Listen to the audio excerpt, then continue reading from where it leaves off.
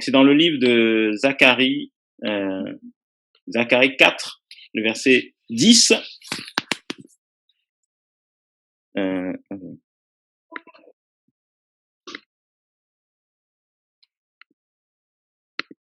Donc Zacharie 4, le verset 10. Je sais pas si. Donc je sais pas si tout le monde voit le. Oui, oui, on voit. Amen, amen. Alors c'est, on peut même remonter un petit peu. Je pense que ça va aussi nous édifier. C'est le chapitre 4. Alors l'ange parlait avec moi. Qui parlait avec moi revint et me réveilla comme un homme que l'on réveille de son sommeil. Il me dit, que vois-tu? Il me dit, que vois-tu? Et je dis, je regarde, et voici, il y a un chandelier tout en or, surmonté d'un vase, et portant 7 lampes, avec 7 conduits pour les 7 lampes qui sont au milieu du chandelier. Et je veux en tout cas nous encourager ce matin parce que dans Matthieu 5, le Seigneur nous enseigne que nous sommes des lampes. Dans Matthieu 5, le Seigneur nous dit que nous sommes des lumières, des lampes. Et il dit qu'on n'allume pas une lumière pour la mettre sous une table, mais on l'allume pour la mettre sous un chandelier. Il dit, vous êtes la lumière du monde. Une ville située sur une montagne ne peut être cachée, et on n'allume pas une lampe pour la mettre sous un boisseau, mais sur un chandelier, et elle brille pour tous ceux qui sont dans la maison. Voilà, que votre lumière brille ainsi devant les humains, afin qu'ils voient vos bonnes œuvres et qu'ils glorifient votre Père qui est dans les cieux. Donc le Seigneur, voilà, nous encourage en disant que nous sommes la lumière du monde, nous sommes une lampe, et ici on va nous dire que au verset 2, l'ange va parler à Zacharie ou Zacharia, et il va lui dire, Zacharia, il va lui dire, que vois-tu? Et il va dire, je regarde et voici il y a un chandelier tout en or surmonté d'un vase et portant 7 lampes avec 7 conduits pour les 7 lampes qui sont au milieu du chandelier. Et c'est vraiment le Seigneur qui nous porte, voilà, frères et sœurs. Et dans l'œuvre que le Seigneur veut faire avec toi, veut faire avec moi, saisissons que c'est le Seigneur qui nous porte. Voilà, le chandelier, c'est vraiment l'image du Seigneur. Et lorsque dans l'Apocalypse, l'apôtre Jean a entendu cette voix qui lui parlait, il se retournait pour voir qui était cette voix, et il a dit qu'il a commencé, il a vu, voilà, les chandeliers. Et ensuite, il a vu celui qui avait des cheveux blancs comme de la laine blanche, des yeux comme des flammes de feu, des pieds, des reins. Mais il a d'abord vu le chandelier. Vraiment, le Seigneur, voilà, il est celui qui nous porte. Et ça m'a rappelé quand je disais ce passage-là, la vision que ça m'avait donnée où il me montrait une bougie qui était en train d'être allumée et quelqu'un a soufflé sur cette bougie, la flamme s'est éteinte et c'est de la fumée qui est montée. Les Écritures nous disent que nous sommes comme une vapeur, dit Jacques, je crois que c'est Jacques qui dit que nous sommes comme une vapeur. Voilà, l'être humain, qui est-il? Et le Seigneur me faisait comprendre que c'est lui qui éteint la lampe que nous sommes, mais c'est lui qui allume cette lampe. Et Genèse nous dit que lorsqu'il a créé l'homme, donc Adam, le premier, il a soufflé, il a dans ses narines le souffle de vie, il a allumé l'homme, donc il nous allume. Et la bougie, on la met sur le chandelier. Donc c'est le Seigneur qui te porte, c'est le Seigneur qui me porte. Voilà. Donc quand le Seigneur est avec, rassure-toi que le Seigneur est avec toi, parce que si le Seigneur est avec toi, c'est lui qui te porte, c'est lui qui me porte. Et comme le Seigneur te porte ou le Seigneur me porte, rien ne peut, voilà, t'arriver, si ce n'est ce que le Seigneur a permis. Rien ne peut, voilà, te bloquer, t'arrêter dans l'œuvre que le Seigneur veut que tu fasses pour lui, parce que le Seigneur a une œuvre qu'il a mise dans ta vie. Le Seigneur veut que tu travailles, il veut que je travaille pour lui, comme les frères ont pu témoigner tout à l'heure. Il veut que nous puissions travailler pour lui, il veut que nous puissions le servir. Et ma prière, c'est que le Seigneur, voilà, nous parle personnellement, que le Seigneur me parle personnellement, et que je saisisse, parce que le Seigneur a déjà parlé, mais que nous puissions saisir voilà, si nous n'avons pas encore compris, saisir le langage du Seigneur, saisir la pensée, la parole du Seigneur pour le servir tel qu'il veut que nous puissions le servir. Voilà, si le Seigneur, voilà, t'appelle à, à quoi que ce soit, eh ben que tu puisses le servir comme il veut que tu puisses le servir. Si le Seigneur veut que tu parles de lui dans ton travail, chez toi à la maison, que tu puisses changer des choses chez toi qui feront que rien qu'en voyant tu sois un simple témoignage, rien que voilà, même peut-être par ton habillement, le Seigneur veut changer des choses, par ta façon de parler, par ta coiffure, le Seigneur veut changer des choses. Euh, nous avons vu voilà certaines personnes qui nous disons des fois Ouais. enfants du Seigneur, chrétiens, disciples du Seigneur, mais on a des couleurs bizarres des fois dans nos têtes là, des couleurs vraiment bizarres ou des coiffures tellement bizarres. On a des piercings, des boucles d'oreilles, des choses voilà compliquées. Des fois, on se complique la vie et le Seigneur veut changer des fois des choses comme ça. Et regarde le temps que tu prends pour te préparer avant de sortir de chez toi. Regarde le temps que tu prends. Voilà, tous les accessoires, tout, comment tu es chargé, tout ce que tu mets sur toi là, voilà, qui est qui n'est pas essentiel, qui est, comment dire, qui est futile. Voilà. Et le Seigneur veut aussi nous transformer pour que nous soyons des témoignages vivants. Comme dit 2 Corinthiens 3, nous sommes une lettre gravée, écrite par le Saint-Esprit, connue et lue de tous. Ça veut dire qu'on ne peut pas se cacher. On peut effectivement avoir le verbe, avoir le témoignage, parler du Seigneur. Oui, on peut parler du Seigneur, mais mais, mais, est-ce que, en parlant du Seigneur, est-ce que nous avons ce témoignage-là qui est celui du Seigneur? Si nous n'avons pas ce témoignage qui est celui du Seigneur, eh ben, son nom n'est pas glorifié. Et il dit que c'est lui qui nous porte. Voilà, c'est le Seigneur, voilà, qui nous porte. C'est lui qui nous porte. Et comme il nous porte, ben, on n'a rien à craindre. Voilà. Si une armée se campait contre moi, je serais plein de confiance, car Yahweh est ma lumière et mon salut. C'est lui qui me porte. C'est lui, en tout cas, qui me porte. Et je dis, je regarde et voici bien un chandelier tout en or, surmonté d'un vase et portant 7 lampes, avec 7 conduits pour les 7 lampes qui sont au sommet du chandelier. Et il y a 2 oliviers près de lui, l'un à droite du vase et l'autre à sa gauche. Alors je répondis à l'ange qui parlait avec moi en disant, mon Seigneur, que signifient ces choses? Pardon. L'ange qui parlait avec moi répondit et me dit, ne sais-tu pas qui sont ceux-là? Je dis, non, mon Seigneur. Il répondit et me parla, disant, c'est ici la parole de Yahweh à Zerubabel, disant, ce n'est pas par la puissance, ni par la force, mais par mon esprit, dit Yahweh Tsevaot. Qui es-tu, grande montagne, devant Zerubabel? Tu seras aplani. Il fera sortir la pierre du sommet au cri, grâce, grâce pour elle. Vous voyez, il dit, je dis non, mon Seigneur. Et l'ange va lui répondre, ce n'est ni par la puissance, ni par la force, mais par mon esprit. Ça veut dire que c'est pas forcé. On ne peut pas forcer les choses. Voilà. Ça sert à rien de forcer. Quand tu t'engages dans quelque chose, ne force pas. Quand il y a une porte qui se ferme, sache-le, c'est que le Seigneur il a prévu quelque chose d'autre. Et on ne se lève pas sans que le Seigneur nous ait parlé. On ne fait que les choses que le Seigneur nous demande de parler. Le frère nous exhortait, voilà, ce mercredi en nous parlant de la religiosité.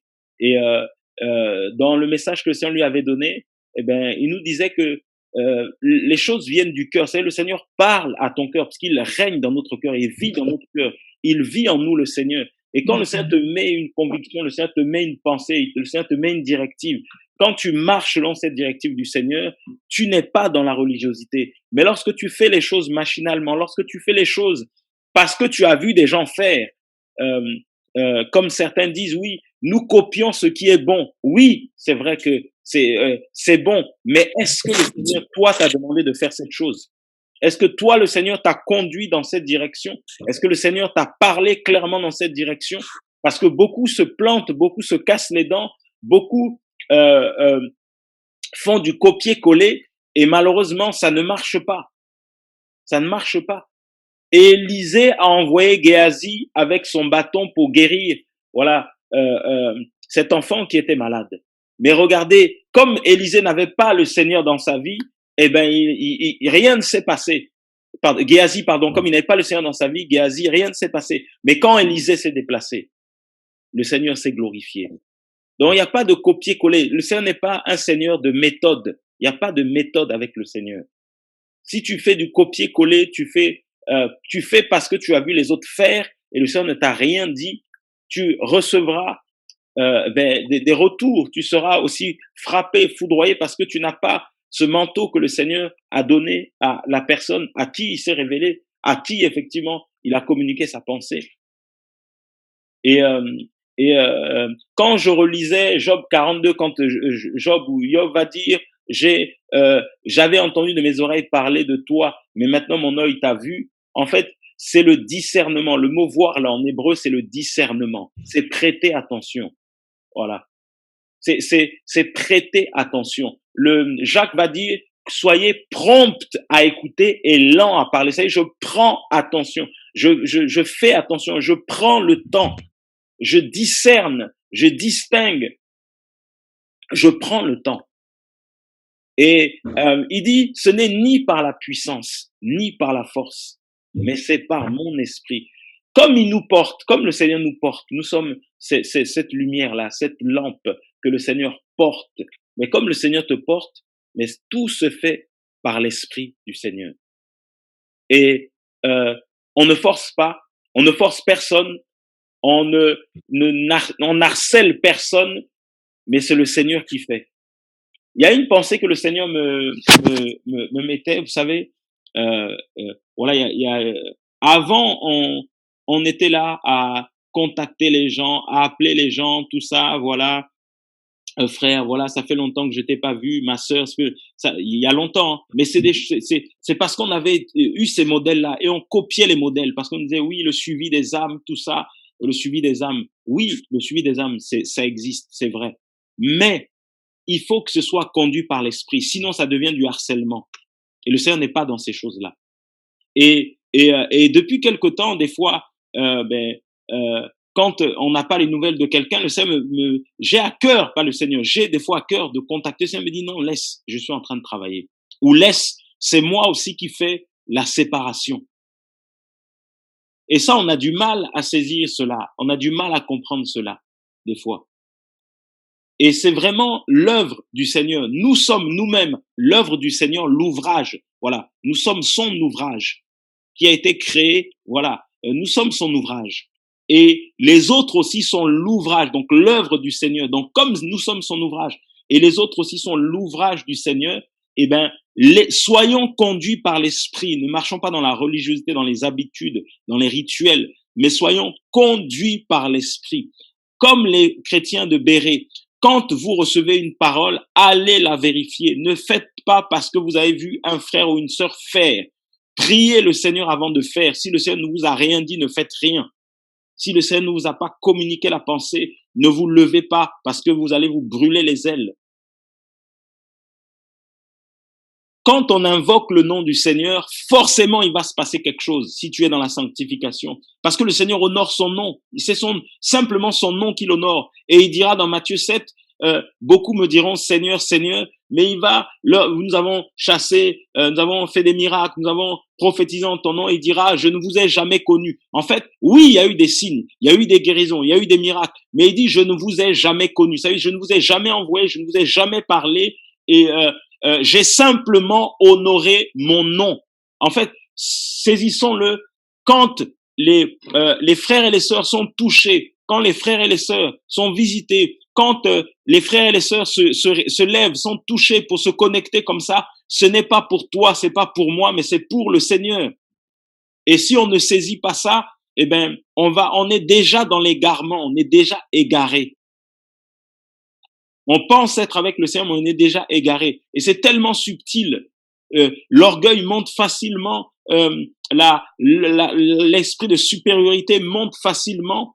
Et le Seigneur, par des fois les combats, les difficultés, le désert, la sécheresse qui arrive dans nos vies, eh ben, la solitude, l'isolement qui arrive dans nos vies, mais le Seigneur nous fait comprendre que nous ne dépendons que de lui. Nous sommes sur le chandelier et c'est lui le chandelier. C'est lui qui nous porte. Et le temps est court, parce que dans la vision que le Seigneur m'avait montrée, eh ben, c'était une bougie et la bougie, nous savons que quand quand le feu, la flamme est allumée, ben, il y a bien un moment où la bougie, ben, elle fond, la cire fond et il n'y a plus rien. Le temps est tellement court. Le temps est court. Quel que soit l'âge que tu as, sache que le temps est court. Rachetons le temps car les jours sont mauvais. Le temps est tellement court. On ne sait pas quand le Seigneur reviendra, mais en tout cas, il revient promptement, rapidement. Et le retour du Seigneur, ça peut être aussi la fin de ta vie. Tu ne sais pas, prépare-toi à la rencontre de ton Seigneur, nous disent les Écritures. Eh bien, préparons-nous comme si son retour était imminent, parce qu'il est imminent. Préparons-nous parce que son retour est imminent. Et nous sommes ces lampes qui sont appelées à briller. Et il dit, ce n'est ni par la puissance, ni par la force, mais par mon esprit. C'est par son esprit. Et il dira, qui est une grande montagne devant Zérubabel? Tu seras aplani. Quelle est cette montagne que le Seigneur ne peut pas aplanir? Quelle est-elle? Quel est ce combat que le Seigneur n'a pas déjà remporté parce qu'il a tout accompli il y a plus de 2000 ans, il a tout accompli. Il fera sortir la pierre du sommet au cri de grâce pour elle. Le verset 8 nous dit, la parole de Yahweh vint à moi en disant, les mains de Zérubabel ont fondé cette maison et ses mains l'achèveront. Vous voyez, le Seigneur confirme ici à Zérubabel ou à Zorobabel, tu vas, comment dire, ces mains-là vont achever la mission. Tant que la mission ne sera pas terminée, tu ne mourras pas. Comme tu es porté par le chandelier, tu ne mourras pas. Amen. Voilà. Quelles que soient les menaces que tu peux avoir, quelles que soient les oppressions que tu peux avoir, quelles que soient, les tentations. Oui, des fois tu as envie de lâcher, de retomber, de repartir là où tu étais. Ça arrive. Et nous sommes des êtres humains, frères. Nous sommes humains.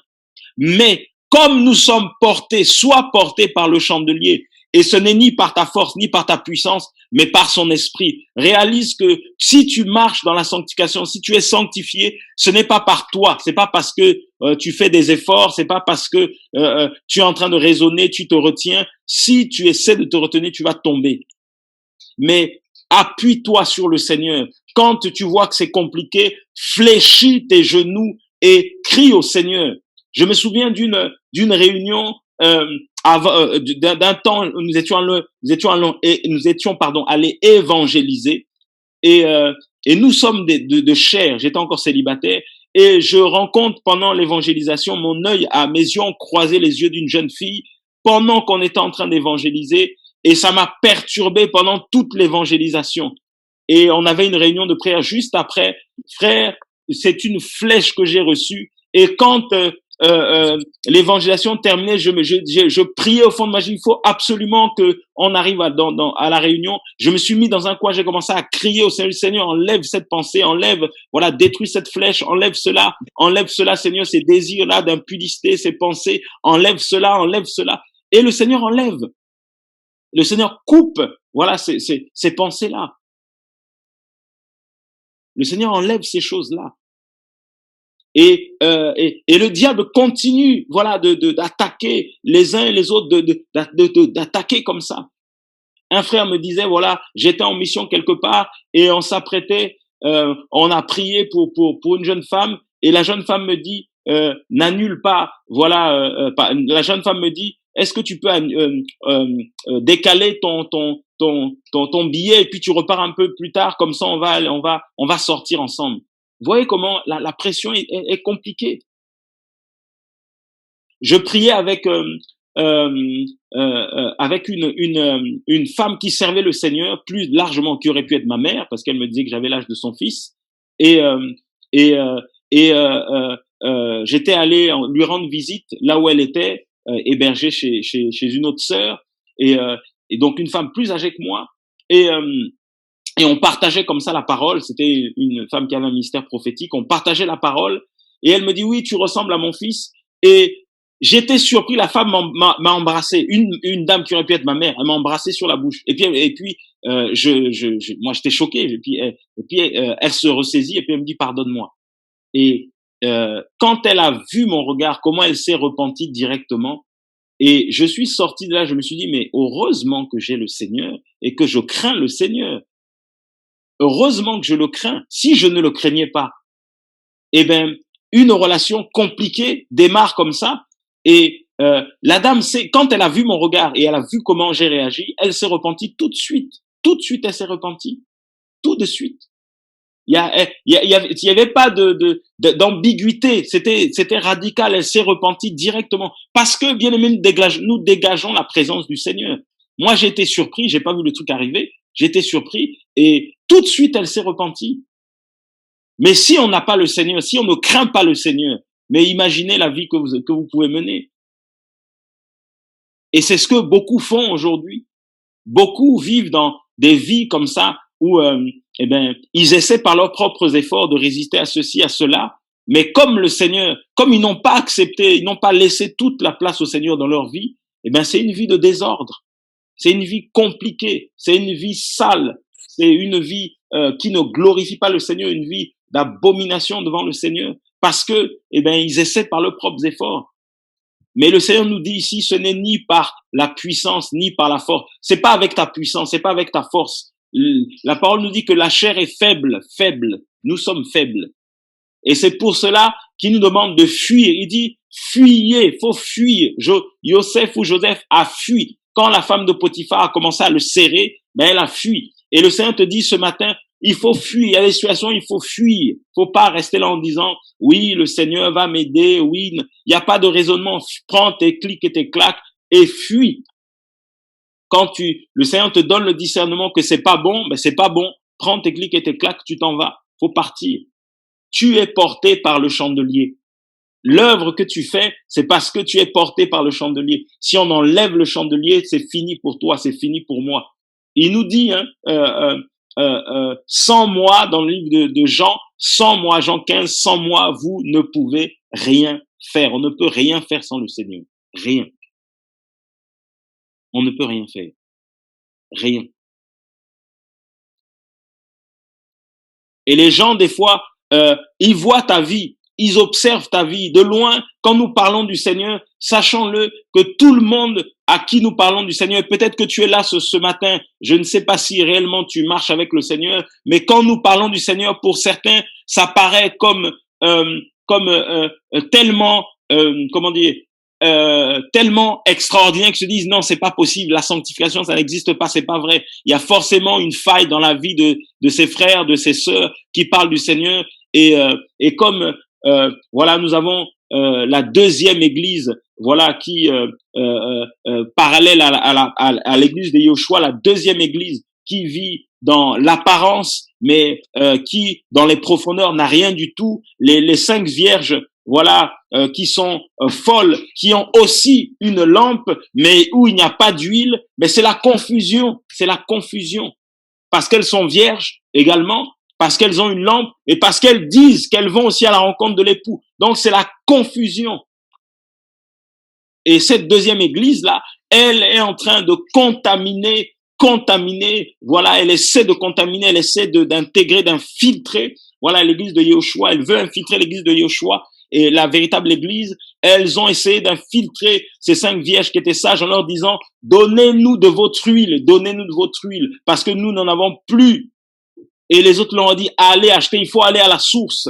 Voilà, il faut aller à la source. Tu veux avoir de l'huile, tu veux résister au péché, soumets-toi d'abord au Seigneur. Résiste et le diable fuira loin de toi. Mais il faut d'abord te soumettre au Seigneur. Les combats, tu perds des combats dans ta vie, des échecs dans ta vie, mais c'est parce que tu n'es pas soumis. Je ne suis pas soumis au Seigneur.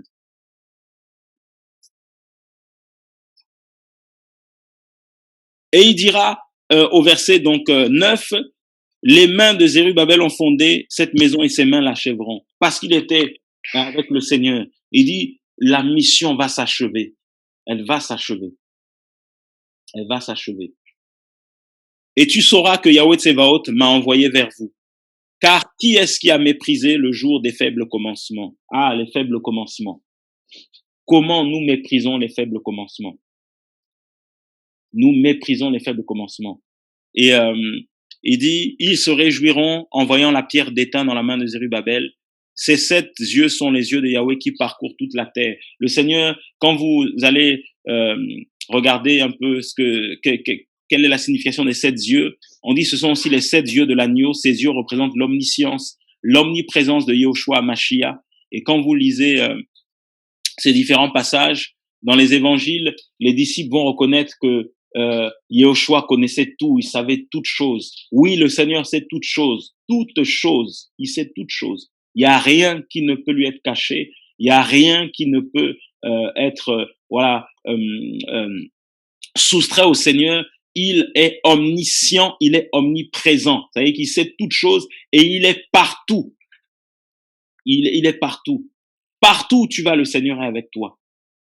Partout. Et c'est pour ça que partout où nous allons, quand nous nous déplaçons, demandons au Seigneur, voilà, est-ce que c'est dans sa volonté? Mais demandons-lui aussi de nous accompagner quand c'est dans sa volonté, et il nous accompagnera. Même avant que tu n'aies prié, même si tu as oublié de prier, sache que le Seigneur est avec toi. Ressaisis-toi et ne l'oublie pas que le Seigneur est avec toi. Et Luc 16 nous dira, celui qui est fidèle dans les petites choses est aussi fidèle dans les grandes choses. Et celui qui est injuste dans les petites choses est aussi injuste dans les grandes choses. Voilà, les faibles commencements, les petites choses. Les petites choses. Quand nous sommes fidèles dans les petites choses, nous serons fidèles dans les grandes. Et si nous sommes infidèles dans les petites choses, forcément, nous serons infidèles dans les grandes choses parce que c'est notre propre nature, c'est ce que nous sommes. C'est ce que nous sommes. Et les faibles commencements. Qui est-ce qui a méprisé le jour des faibles commencements? Donc le Seigneur nous enseigne ici que on méprise, voilà, nous méprisons les faibles commencements, nous les méprisons. Non, Seigneur, je suis tout seul, il faut que je sois accompagné, Seigneur, voilà, je suis célibataire, Seigneur, il faut que je sois marié. Oui, le mariage est une bonne chose, mais le temps que le Seigneur permet ce célibat aussi, ce sont les faibles commencements. Il est en train de travailler. Il est en train de travailler. Il est en train de travailler. Parce qu'il est en train de me former, de te former pour que tu sois prêt. Et pour que tout ce que le Seigneur a mis en toi puisse aussi éclore, que tu puisses être épanoui dans le célibat dans lequel le Seigneur t'a positionné pour l'instant. Et moi, je témoigne, hein, vraiment, lorsque avant que je me marie, je sais que il y a des moments où c'était pas facile, mais je bénissais le Seigneur parce que lorsque le Seigneur m'a vraiment éclairé sur cette période de célibat, eh ben, le Seigneur m'a permis de m'épanouir dans ce moment-là de célibat. Et quand j'avais envie de manger quelque chose, frères et sœurs, je me souviens, quand j'avais envie de manger chinois, j'allais dans un restaurant chinois, j'allais seul, je n'allais pas avec un frère, voilà, qui m'accompagnait, j'allais tout seul, je m'asseyais, je dis, j'ai envie de manger ceci, et ben, j'y vais. C'est pas parce que je ne suis pas marié ou c'est pas accompagné ou pas accompagné, c'est pas mon problème. Je ne suis pas dans le péché. Je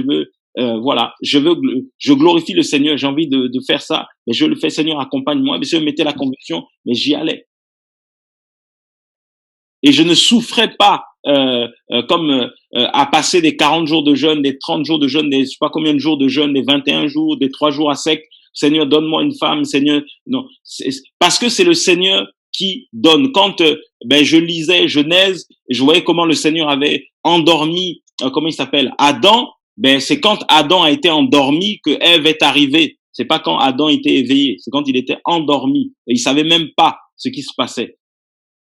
Et nous devons accepter ce temps-là où c'est comme la mort. Le sommeil, c'est comme la mort. Donc, il était endormi, il était comme mort et le Seigneur a travaillé. Donc, quand, ben oui, c'est comme si c'est mort autour de toi, il y a rien qui se passe, ben sache que le Seigneur est en train de travailler. Il travaille. On a l'impression que c'est mort, mais dans ce sommeil, il est en train d'œuvrer. Et il est en train de faire une opération. Et l'opération, forcément, ça fait mal quand on se réveille. Forcément, ça peut prendre du temps, mais il y a un résultat ensuite après l'opération. Et c'est ce résultat-là, ce fruit-là que le Seigneur attend dans nos vies. Et oui, il y a un temps, c'est comme si c'est la mort. Et quand c'est petit, tellement c'est petit, on le néglige. Les faibles commencements. Quand c'est petit, on néglige. Mais nous oublions une chose. Yehoshua s'appelle le germe. Il s'appelle le germe. Un germe, c'est tellement petit. Et il dira dans les évangiles, le royaume des cieux est semblable à un grain de sénévé. Un grain. C'est petit. Il dira, il a pris les choses viles du monde, les choses viles, les gens qu'on méprisait. Regarde comment tu es. Et regarde comment tu es inconsidéré. Il prend les choses viles du monde. Il a pris David qui était celui qu'on envoyait au champ. Il a pris Yosef que les frères étaient en train de critiquer. Les frères avaient de la haine pour lui. Mais c'était le dernier. Les choses viles du monde pour confondre les sages. Et le Seigneur prend les choses viles, les personnes à qui on a dit, j'ai pas confiance en toi, tu ne réussiras pas, tu ne sers à rien, tu ne vaux rien, tu ne m'apporteras rien, tu ne nous apporteras rien. Voilà, tu es foutu, ta vie elle est perdue. Voilà, tu es condamné, tu es maudit. Voilà, tu vas mourir dans tant de temps. Voilà, tu t'es marié, mais ton mariage va durer tant de mois. Comme quelqu'un nous avait dit, votre mariage va durer 6 mois. Et ben, ça fait plus de 10 ans qu'on est mariés. Voilà, on nous avait dit 6 mois. Mais quand le Seigneur entend cela, mais le Seigneur se lève sur son trône parce qu'il voit ses fils et ses filles qui sont justes et il se lève sur son trône. Il se lève sur son trône. Ne méprisons pas les faibles commencements, les petites choses. Ne méprise pas. Et vous savez, le Seigneur m'interpellait ce matin, pendant que je priais, le Seigneur m'interpellait et il me disait, quand je lisais ce passage, les faibles commencements. Nous méprisons les faibles commencements. Et quand il parle des petites choses, ce sont des détails. Des fois, c'est des détails pour nous. On appelle ça des détails. Mais le Seigneur voit ces choses-là. Le Seigneur m'interpellait sur voilà une famille que je connais, et il m'interpellait sur le fait que quand il me montrait cette famille, et le Seigneur me montrait le service que certains font dans cette famille, et il me disait regarde dans cette famille les fruits. Nous disons que nous servons le Seigneur. Nous disons que nous avançons avec le Seigneur, mais quels sont les fruits derrière? Et là, je ne parle pas des âmes. C'est pas les âmes, c'est les fruits qu'il y a dans ta vie. Le Seigneur m'a montré cette famille où les parents disent qu'ils servent le Seigneur, mais dans la famille en question, il y a un fils effectivement qui est prédicateur, mais le fils il est divorcé. Il y a les 2 filles qui ont eu des enfants hors mariage, et ensuite qui se sont mariées, mais ça marche pas forcément. Donc c'est ou des personnes qui quand on les voit physiquement d'apparence, on se dit que l'œuvre avance, mais quand on rentre dans la cellule familiale, on voit que les fruits, c'est compliqué. Et la pensée que le Seigneur me mettait, c'est et vous et nous qui disons que nous marchons avec le Seigneur, nous parlons du Seigneur à d'autres personnes, nous évangélisons, nous encourageons, nous enseignons, mais chez nous-mêmes, Les fruits, c'est pas le fruit, ça commence par un grain, une graine qui est semée. Ça va devenir la graine va mourir, ça devient un arbre. Et ensuite, il y a des fruits qui vont pousser. Et par la suite, on verra des bourgeons, des fleurs et ensuite le fruit. Ça prend du temps, ça prend des années. Et les petites choses dans lesquelles nous devons être fidèles, c'est quand le grain est semé. Et le grain il est déjà, les graines sont déjà semées, frères et sœurs. Les graines sont déjà semées. Mais qu'est-ce qui va en sortir? Est-ce que ce sera un arbre stérile comme le figuier à qui le Seigneur voulait manger des figues et le Seigneur l'a maudit ensuite? Ou est-ce que ce sera comme ces grains qui sont tombés dans la bonne terre dans la parabole du semeur et qui ont produit un cent et ainsi de suite? Et quels seront nos fruits? Nous parlons du Seigneur aujourd'hui, nous crions le nom du Seigneur. Quels seront nos fruits? Parce que malheureusement, on voit beaucoup aujourd'hui de familles où c'est l'apparence, mais quand on creuse et on rentre dedans, on voit que c'est le bazar, c'est vraiment le champ de l'ennemi, le champ du diable qui est en train de s'amuser de détruire les vies. Et pourquoi ces choses arrivent? Parce que nous ne réalisons pas que la portée, nous ne prenons pas en considération le plan spirituel des choses. Nous ne prenons pas en considération la portée spirituelle. Le combat est un combat spirituel. Quand je me lève, tu te lèves pour chasser les démons, prier pour les délivrances des uns et des autres, prier pour la restauration des nations, la restauration de la ville dans laquelle tu es. Mais de l'autre côté, le monde des ténèbres est en colère. Le monde des ténèbres se lève aussi. Et c'est pour ça qu'il y a des disputes des fois dans les couples. C'est pour ça aussi qu'il y a des combats des fois dans les familles, des enfants rebelles, tout ça. Parce que l'ennemi essaie par quelque moyen que ce soit de t'atteindre, de m'atteindre. S'il n'arrive pas par toi, mais il passe par tes enfants, il passe par tes voisins, il va chercher un moyen. On nous dit qu'il rôde comme un lion rugissant, cherchant qui dévorer.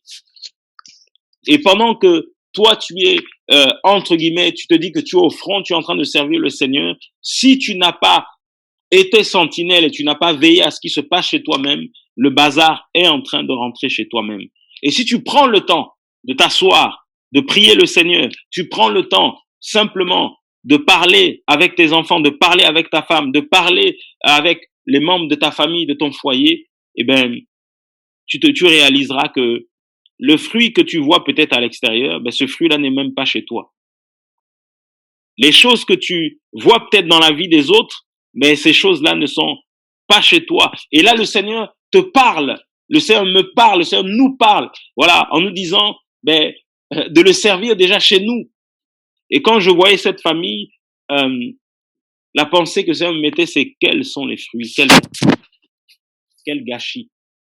Parce que on va témoigner des autres du Seigneur, on va prier pour les autres, on dit qu'on sert le Seigneur, mais quand les autres regardent ce qui se passe chez nous-mêmes, eh bien les autres se disent également quel gâchis.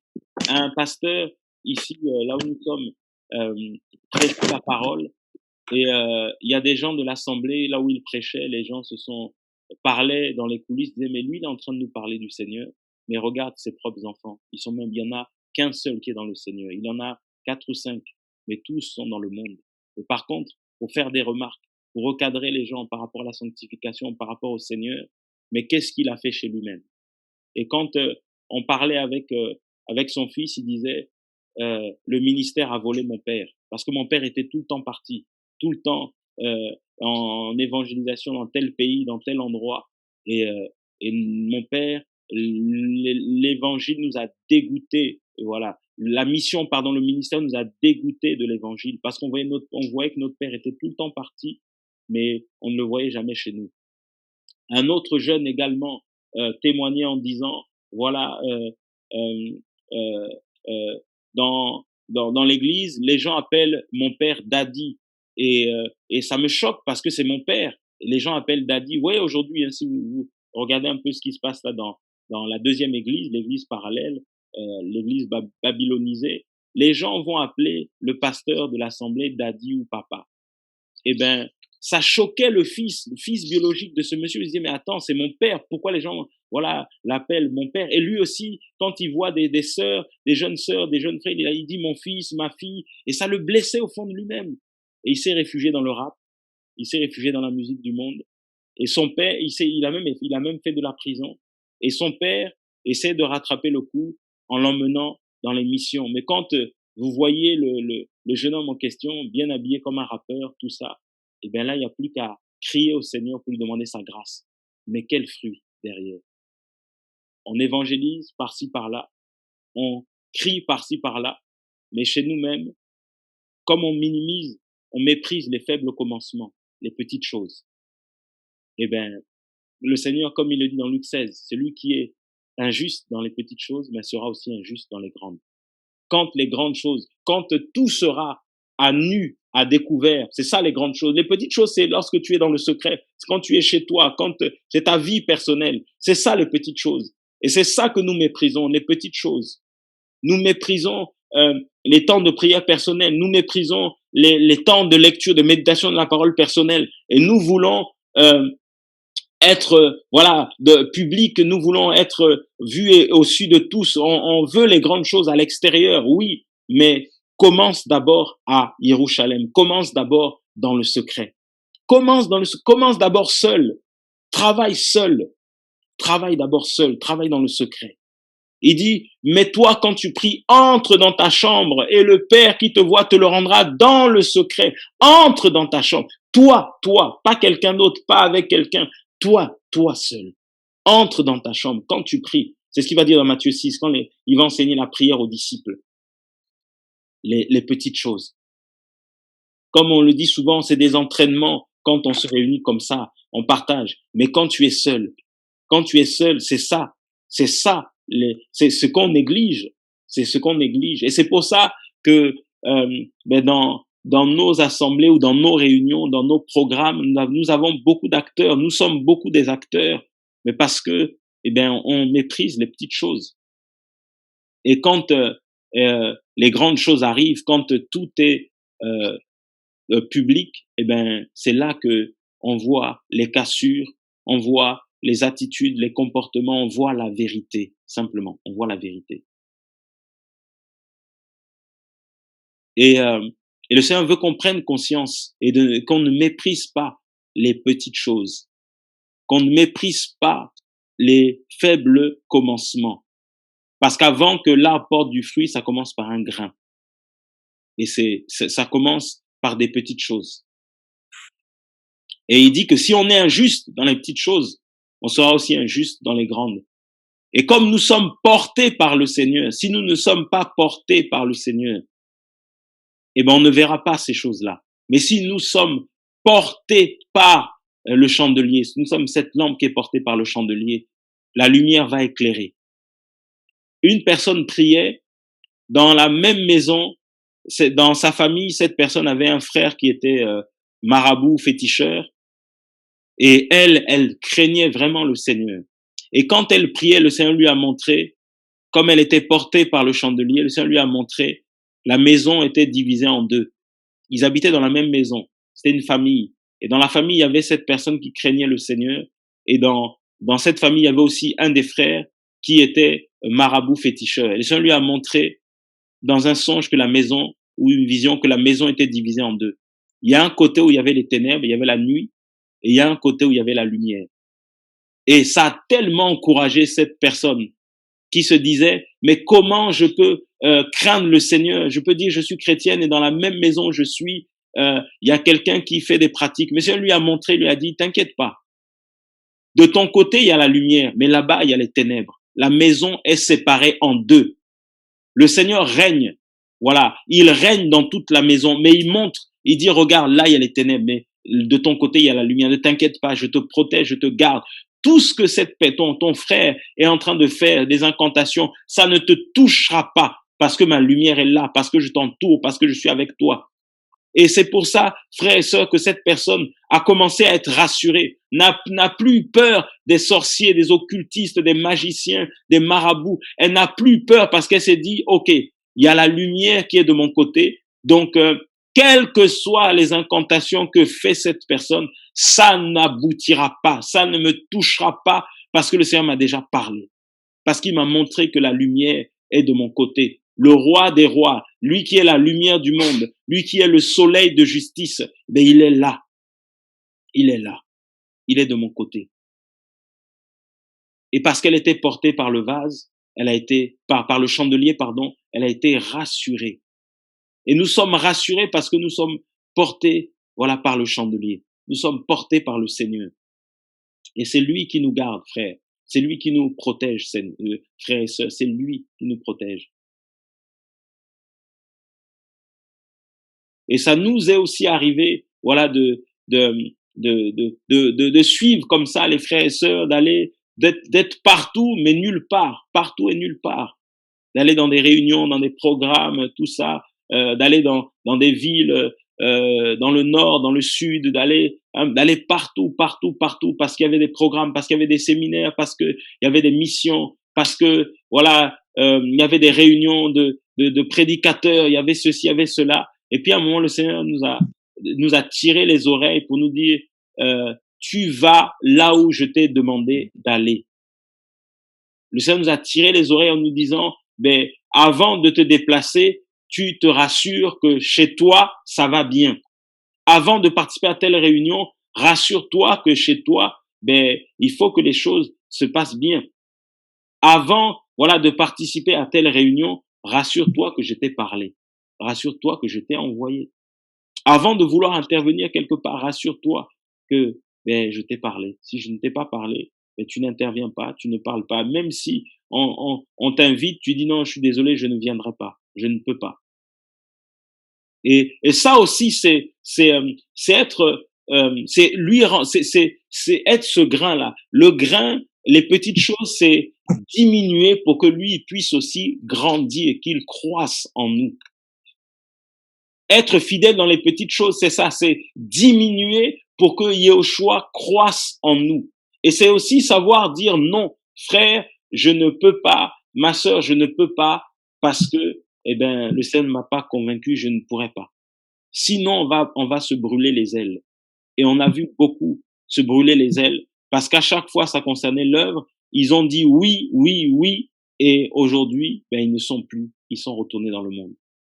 Et il y en a plein comme ça, qui crachaient le feu, à qui le Seigneur parlait. Je me souviens d'un frère qui était venu nous encourager, et le Seigneur m'avait montré, ils étaient deux comme ça, et le Seigneur m'avait montré une vision quand ces deux personnes étaient venues, ces deux jeunes, le Seigneur m'avait montré que c'est comme si c'était deux anges qui venaient nous encourager, ils nous avaient vraiment fortifiés. Et ben aujourd'hui, ces deux-là, eh ben ils ne sont plus. Ils ne servent plus le Seigneur comme ils le servaient avant, et on sait même pas où est-ce qu'ils sont. Parce que, eh ben, on s'est brûlé les ailes. Parce que, eh ben, on veut aller partout, sauf là où le Seigneur veut que nous soyons. Et bien aimé, nous devons être là où le Seigneur veut que nous soyons. J'écoutais hier l'un des partages, voilà, que un autre frère a pu réaliser là sur la génération des Yitzhak, et je réalisais vraiment que c'est vrai, nous partageons, voilà, nous nous encourageons, mais c'est vrai qu'il y a très peu qui discernent, très peu qui saisissent. Et nous sommes aussi très peu à saisir ce que le Seigneur veut que nous puissions saisir. C'est pour ça qu'il parle vraiment du reste. Le Seigneur parle du reste. Il parle vraiment, il dit qu'il travaille avec un reste, parce qu'on est très peu à saisir. On peut être plusieurs à voir le feu, à crier, tout ça, et c'est pour ça que vraiment, mais le Seigneur nous enseigne aussi davantage, parce qu'on a beaucoup aussi été dupés, embrouillés, confus, voilà, par beaucoup, on a beaucoup le feu, on est en train de crier, de gesticuler, de gémir, tout ça, mais, et c'est souvent ces personnes-là qui attirent l'attention, Mais quand nous voyons des personnes qui sont calmes, on a souvent tendance à mépriser les faibles commencements parce que la personne ne parle pas en langue, parce que la personne, voilà, elle est un peu en retrait, parce que la personne, voilà, ne parle pas beaucoup, voilà. Mais ceux qui parlent, ceux qui se mettent beaucoup en avant, on a tendance, en tout cas, à beaucoup les regarder et parce qu'ils font beaucoup de bruit et parce que nous faisons aussi beaucoup de bruit, je m'inclus dedans. Et le Seigneur, voilà, nous enseigne dans les Écritures. Il nous dit de ne pas regarder à ce qui frappe le regard, mais de regarder au cœur. Et on a beaucoup été dupés comme ça.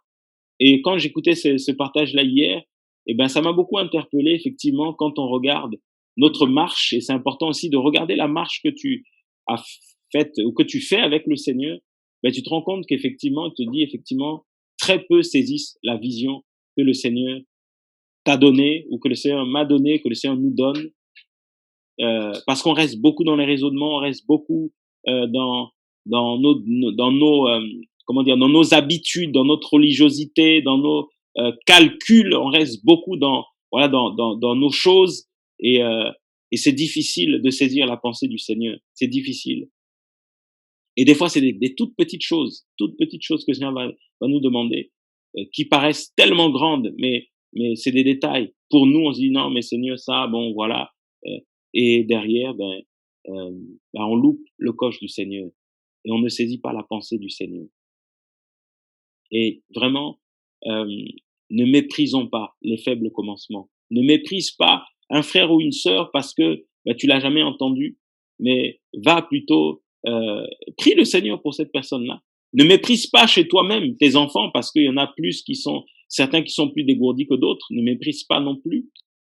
Ne favorise pas non plus certains plus que d'autres, parce que la chair aussi est compliquée. La chair a tendance aussi à nous pousser vers des choses compliquées. Et vraiment, le Seigneur nous enseigne. Ne méprisons pas les faibles commencements. Il dit, ce n'est ni par la force ni par la puissance, mais c'est par mon esprit. C'est par mon esprit. Quels seront les fruits que tu porteras? Toi qui as des enfants, toi qui as une femme, toi qui vas avoir des enfants, toi qui vas avoir une femme, un mari, quels sont les fruits que tu vas porter? Que deviendront-ils d'ici quelques années? Est-ce que tu as bien semé, tu as bien récolté? Est-ce que tu as bien travaillé? Est-ce que nous avons bien travaillé? Quels seront les fruits? Est-ce que la parole va demeurer? Ou est-ce que la parole sera bancale parce que nous-mêmes nous sommes bancales? Est-ce que la parole sera droite parce que nous-mêmes nous sommes droits? Ou est-ce que la parole sera tordue, tortueuse parce que nous-mêmes nous sommes tortueux? Quel sera le témoignage? Quels seront les fruits? Qu'est-ce que je vais laisser comme héritage? Quel héritage je vais laisser? Quel héritage tu vas laisser? Et est-ce que je produis aujourd'hui, est-ce que je produis des fruits? Est-ce que nous produisons des fruits? Ou est-ce que nous sommes ce figuier qui est stérile quand nous regardons nos vies, quand nous regardons ce qui se passe? Est-ce que nous produisons des fruits? Et c'est pour cela que le Seigneur nous conduit à ne pas nous comparer. Le Seigneur n'est pas dans la comparaison. Ce que le Seigneur t'a donné, il te l'a donné. Ce qu'il a donné à l'autre, il a donné à l'autre. Et sers le Seigneur là où il veut que tu le serves, comme il veut que tu le serves. Arrête de te comparer aux frères et aux sœurs et arrêtons de nous comparer aux frères et aux sœurs. C'est à cause de ça qu'il y a beaucoup de conflits parmi les frères et sœurs. Il y a beaucoup de jalousie, il y a beaucoup de concurrence, il y a beaucoup d'apostasie, d'égarement, parce que on se compare aux frères et aux sœurs. On se dit, voilà pourquoi le Seigneur lui a donné ça, pourquoi le Seigneur m'a donné ceci, pourquoi le Seigneur lui a donné cela, voilà, et on rentre dans de la concurrence, dans des choses qui ne sont pas à la gloire du Seigneur. Mais si nous regardons les petites choses, nous regardons les faibles commencements, nous considérons les faibles commencements, nous considérons le grain, voilà la semence que le Seigneur a mise dans ta vie. Il a mis une semence. Considère cette semence. Cultive cette semence. Travaille cette semence. Et tu vas voir que tu vas grandir. Nous sommes appelés à grandir, à croître avec le Seigneur. Et si nous considérons ces petites choses que le Seigneur, ces moindres choses, comme disent les Écritures, si nous les considérons, eh bien, nous verrons la main du Seigneur dans nos vies. Nous verrons la gloire du Seigneur dans nos vies. Et nous serons fidèles dans les grandes choses. Nous serons fidèles. Quand le Seigneur a été choisi des Pierre ou des Pétros, des Jacques, des Jean, le Seigneur a pris des hommes qui travaillaient déjà. C'était des hommes qui travaillaient la pêche, qui étaient pêcheurs, et on sait que c'est un métier qui est méticuleux, on sait que c'est un métier qui est dur, parce qu'il faut sortir pendant les intempéries, il faut aller en mer, il faut réparer les filets, parce qu'ils réparaient les filets, il faut avoir de la patience, il faut être fort mentalement, il faut avoir du courage, c'est pas un métier facile, mais il faut aussi avoir l'amour des autres, parce que on va pêcher pour vendre le poisson et pour nourrir des personnes aussi. Voilà, c'était des pêcheurs.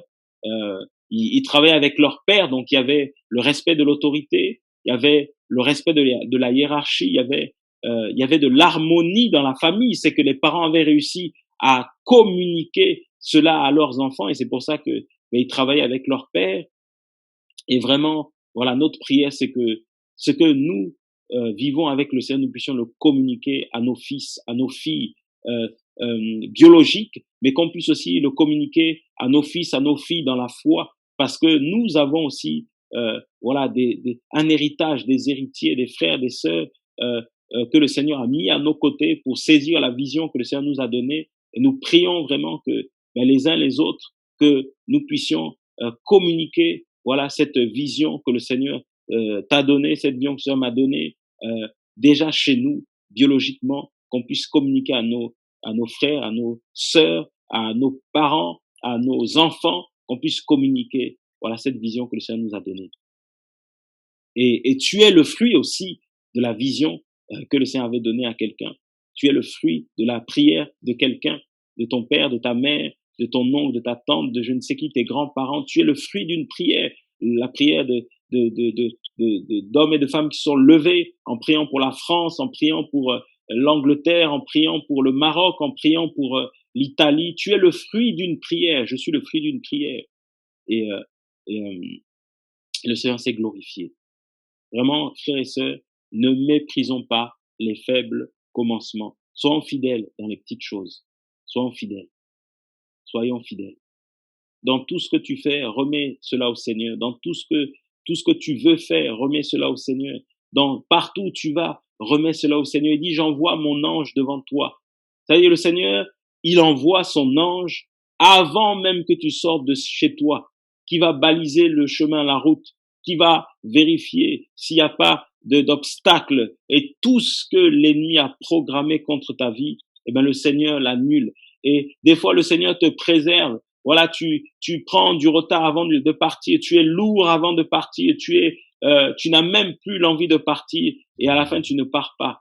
Et des fois, on se plaint, Seigneur, pourquoi telle chose a été annulée? Mais tu sais s'il t'a préservé de quelque chose. Et des fois, le Seigneur te préserve.